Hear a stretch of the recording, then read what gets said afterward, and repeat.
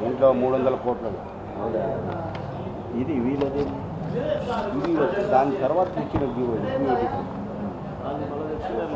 తర్వాత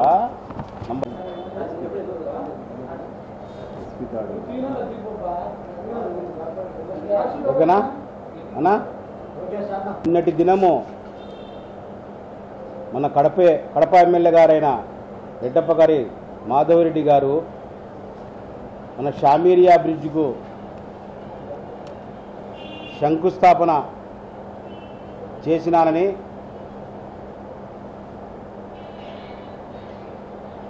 అక్కడ పోయి మన బ్రిడ్జ్ దగ్గర ఒక మీటింగ్ పెట్టి అక్కడ ప్రోగ్రాం చేయడం జరిగింది. ఎందుకంటే గత ప్రభుత్వంలో మనము జగనన్న ప్రభుత్వంలో అప్పుడే మనకు 2023 6వ నెలలో ఒక జీవో ఇవ్వడం జరిగింది. ఆ జీవో నంబరు 400. నిన్న కమిషనర్ గారు శ్రీమన్నారాయణ అని ఇప్పుడు ఉండే ప్రస్తుత కాంట్రాక్టర్ ఆ బ్రిడ్జ్కు ఆయనకు లెటర్ ఆఫ్ యాక్సెప్టెన్స్ అని ఒక లెటర్ ఇవ్వడం జరిగింది. ప్రొసీడింగ్స్ అంటారు దీనికి. దీంట్లోనే జీవో నంబర్ రెఫరెన్స్ 1 మీకు అందరికీ ఈ పేపర్ కూడా ఇస్తాను మీడియా మిత్రులందరికీ.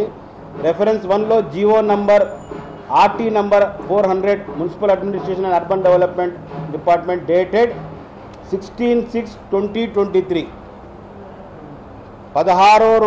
16వ తేదీ 6వ నెల 2023 జీవో నంబర్ 1. ఆ జీవో నంబర్ 1 400 ఏమంటే ఆ జీవో నంబర్ 400 ఏమంటే దాని ఒక వివరాలు ఇవి.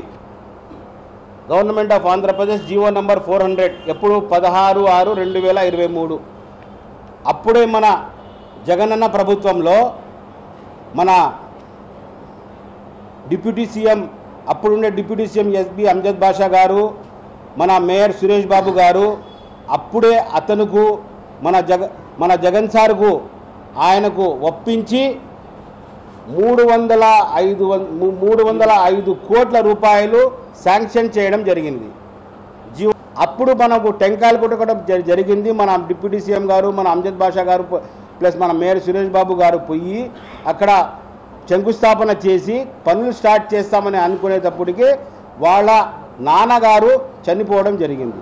అప్పుడు ఈ ఒక 500 కోట్ల రూపాయల అభివృద్ధి అప్పుడు పెట్టి దాంట్లో 20 కోట్ల రూపాయలు దీని బ్రిడ్జికి పెట్టి ఏదో కొద్దిగా వాళ్ళ పర్సనల్ ప్రాబ్లం వచ్చి ఆ కాంట్రాక్టర్ ఆగిపోయిన తర్వాత మళ్ళీ దీనికి మీరు వచ్చి ఏదో మేమే చేసినామని చెప్పుకోవడము అది మంచి పద్ధతి కాదు. గతంలో జగన్మోహన్ రెడ్డి గారు సీఎంగా ఉన్నప్పుడు ఆ 2 బ్రిడ్జిలకు ఇరుపక్కల ఉన్నటువంటి వారికి వర్షాలు వస్తే ఇండ్లు మునిగిపోతున్నాయి, ప్రాణ నష్టం జరుగుతోంది, ఆస్తి నష్టం జరుగుతోంది అని 2-3 సార్లు వర్షాలు రావడం, మా దాదాపు 7 రోడ్లు నాగరాజపేట వరకు గుర్రాలగడ్డలో వర్షాలతో మునిగిపోయి చాలామంది ప్రాణాలు కోల్పోయిన సందర్భం, మరి అలాగే ఆస్తి నష్టం కూడా ఎక్కువ జరిగినటువంటి సందర్భం. ఆ మహానేత రాజశేఖర్ రెడ్డి గారు ఉన్నప్పుడు ఆ యొక్క బుగ్గవంక ప్రొటెక్షన్ వాళ్ళు దాదాపు 80-90% చేసే ఘనత మా యొక్క రాజశేఖర్ రెడ్డి జగన్మోహన్ రెడ్డి గారికి దక్కుతుంది.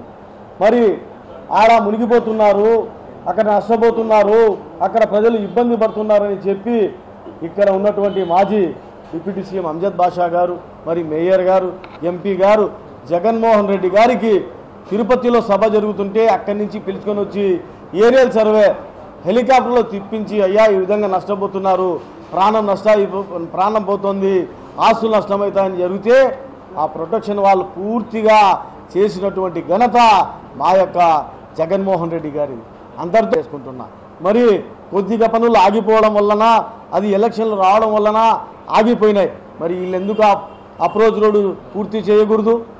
మరి అలాగే ఇంకొక మాట ముందుకేసి బ్రిడ్జీలు కూడా శాంక్షన్ తీసుకొని వచ్చినటువంటి ఘనత మా మాజీ డిప్యూటీ సీఎం అమ్జద్ బాషా గారు, మరి అలాగే మేయర్ సురేష్ బాబు గారు, ఎంపీ గారికి దక్కుతుంది.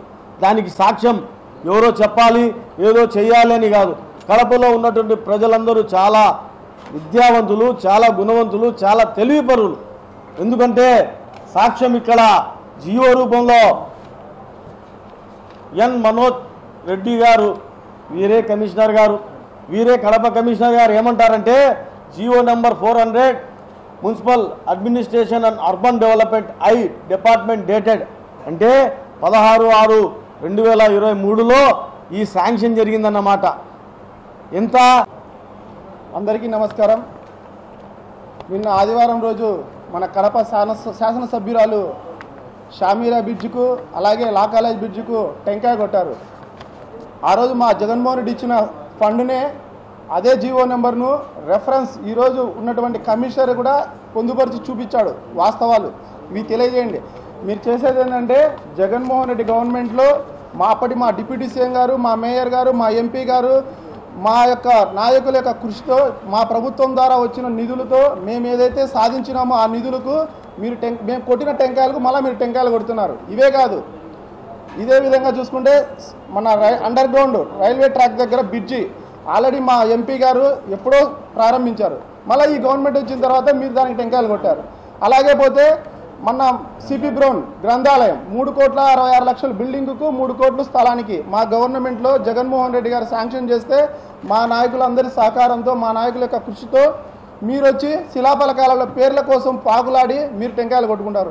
మా శిలాపలకాలు దాపెట్టి అంటే మీరు చేసేది ఏంటంటే ఏమీ లేదు.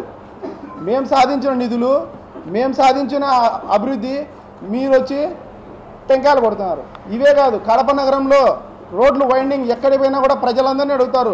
నిస్వార్థంగా మా నాయకులు, మా ఎమ్మెల్యే, మా డిప్యూటీ సీఎం గారు కానీ, మా మేయర్ గారు కానీ, మా జగన్మోహన్ రెడ్డి గారు ఐఏఎస్ను కమిషనర్గా కడపకు వేస్తే ఎక్కడ కూడా అతని విధులకు ఆటంకం కలిగించొద్దని చెప్పి మా ఎంపీ గారు స్వయాన మా కార్పొరేటర్లకు కానీ మా నాయకులకు కానీ చెప్తే మేము ఎవరం కూడా అతను చేసే అభివృద్ధి కార్యక్రమంలో ఎక్కడ కూడా ఆటంకం కాదు కదా, చిన్న సమస్యను కూడా మేము సృష్టించలే.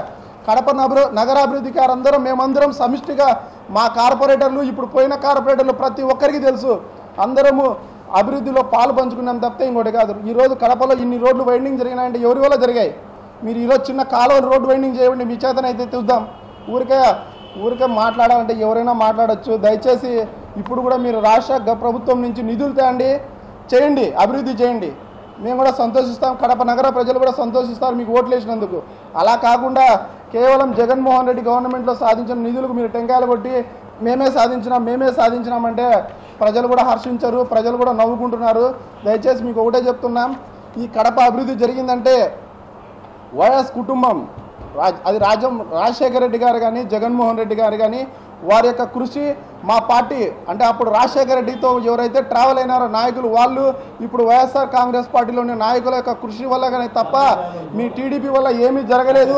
జరిగింటే రూపాయలు 5 పైసలు మీరు చేసిండొచ్చు, ఏదన్నా అర్రకుర్ర 195 పైసలు ఈ కడప నగరంలో అభివృద్ధి జరిగిందంటే కేవలం జగన్మోహన్ రెడ్డి, రాజశేఖర రెడ్డిని మేము ఘంటాపథంగా ఛాలెంజ్ చేయగలుగుతాం, ఎక్కడికైనా రాగలుగుతాం, ఎక్కడైనా చెప్పగలుగుతాం. మీరు ఏదైనా సాధించగలిగితే సాధించి చూపించండి తప్ప ఊరికే మీరు మేము సాధించిన నిధులకు మీరు టెంకాయలు కొడితే కన్నా ఎవరు కూడా నవ్వుకుంటున్నారు ఈరోజు ప్రజలందరూ కూడా. Thank you.